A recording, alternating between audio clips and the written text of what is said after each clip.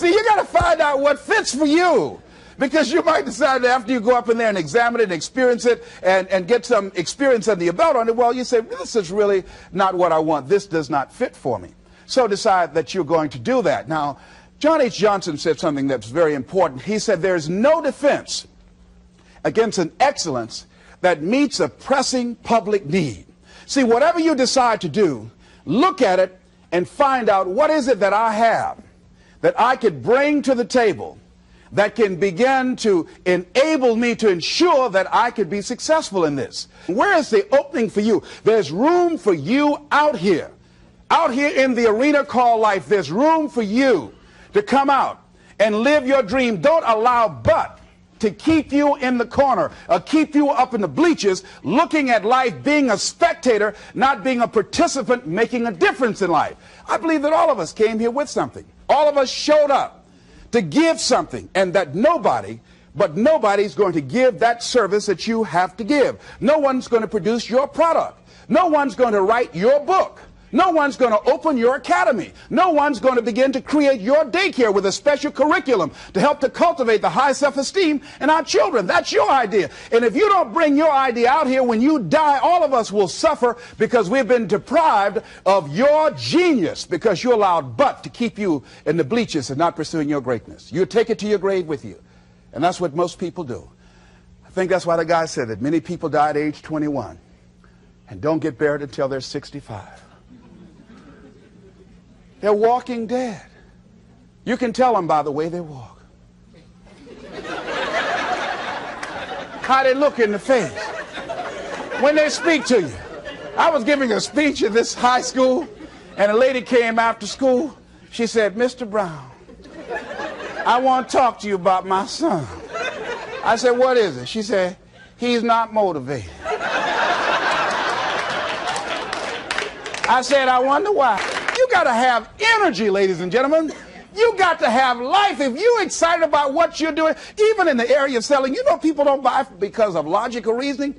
People buy because of your way of feeling. People don't like to be around dead people. No, let the dead bury the dead. No, keep them away from you before they grab you and want to hold on to you or something.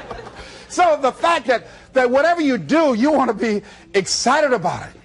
You want to have the kind of excitement that is so contagious that people want to be around you. Because whatever you're doing, whatever you talk to people about, this particular idea that you have, they're looking at you and they want to know, do you believe it? And are you the kind of person they want to be in business with? And if you're not positive, if you're not energetic, if you're not fired up about it, how can you expect anybody else to be fired up about your idea? Am I right? All right, repeat out to me, please. I'm going to be fired up about my dream. I'm going to go at it with everything I got. Shake somebody's hand on your right and left and say, you got what it takes. There are a lot of people who say, but I tried once or twice and it didn't work out. And so they use that as an excuse not to ever come out again. Guy said, if at first you don't succeed, you're running about average.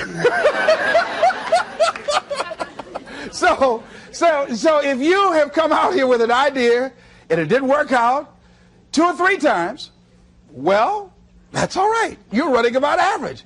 You know, I heard something, a jarring question. It says, why is it that people prefer known hells to unknown heavens? You know why? Because it's comfortable, ladies and gentlemen. I remember I was in a service once, and I heard Dr. Johnny Coleman give this example. She talked about a man who had been captured behind the enemy lines in a war and was sentenced to be killed or another option. The captain said to the guy, listen, he said, tomorrow morning at 6 o'clock you can face the firing squad, or you can go out this door over here. And the guy said, what's out the door? He said, no one knows. All we can tell you is just unknown horrors. He thought, and the next morning he selected the firing squad. After the shots rang out, the captain's secretary said, what's beyond that door? And he said, freedom. But very few people would select to do it because it's unknown. See, a lot of people never live their dreams. A lot of people never do the things they want to do. A lot of people stay on jobs where they're miserable. I read an article called, "Is Your Job Making You Sick?" A lot of people, some of y'all know about that already here. So go on and say amen, it's all right. That one lady told me, she said, when I used to go to work, she said, when I stepped in the door, it felt like a refrigerator dropped on my shoulders. How many of y'all understand that kind of feeling? They were miserable, just hated to go after 60 minutes on Sunday afternoon. Or come Monday morning, my head used to throb. I just couldn't take it. Didn't want to go sometimes just for the heck of it. I just drive on by. Whew, I used to hate to go to work. Many of us choose an active living death. Many of us are walking dead. The walking dead. That we're not doing what we want to do. Many of us stay in relationships where we're dying together rather than growing and expanding and living together. We're miserable, but because we don't have the courage to see ourselves beyond that relationship that has turned toxic, we go through life living dead people. And you can always tell couples that have been together for a little while. Go in a restaurant, the ones sitting side by side, giggling and talking to each other, feeding each other with their fork and spoon, they just got together for 1 week. You see them in the car, they're sitting all up each other, hugging and slugging. Oh, they've been together about 3 days, all right? But if you see people sitting in a restaurant, see a couple, and they're sitting in front of each other. Takes so long for this food, I wonder when they're going to hurry up. Those are the married ones. Oh, but what if I know people have been married for years, living in 2 separate rooms, sleeping in 2 separate beds? Well, it's cheaper to keep it. Not necessarily. It's according to the price you want to pay.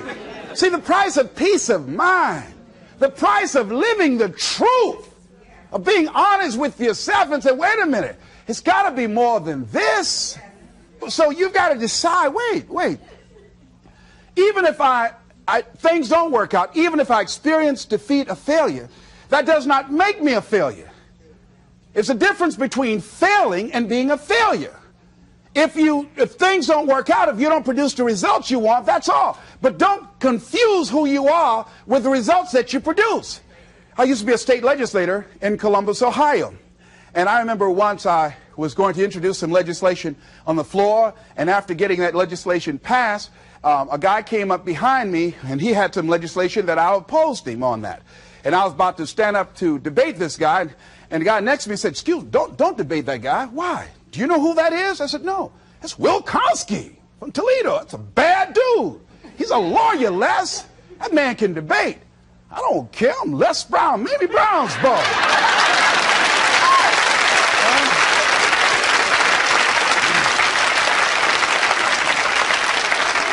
So I raised my hand. "Mr. Speaker," he said, "the gentleman from the 29th House District." I said, "Yes, sir. To tell the gentleman I'd like to take him on. Challenge him on this legislation." He said, Will Kosky said, "I would more than like to, Mr. Speaker." Everybody would say, "Whoa." I asked him some questions. He responded.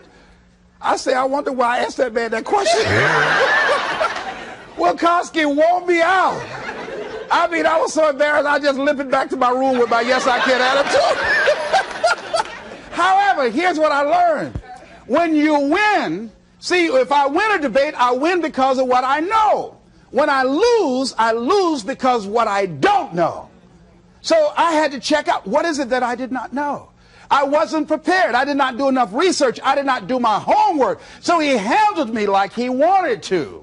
So I came back again. I waited on some other legislation, did my homework, but he was more than able to take me out again. But pretty soon, each time it would take him, it would become a little bit more difficult and a little bit more difficult. And the older guy say, would you argue in behalf of this legislation for me? I said, sure. I started volunteering to do work in the legislative committees for the older guys. I said, absolutely. And the more I did it, the better I became. And then people began to start respecting me. And when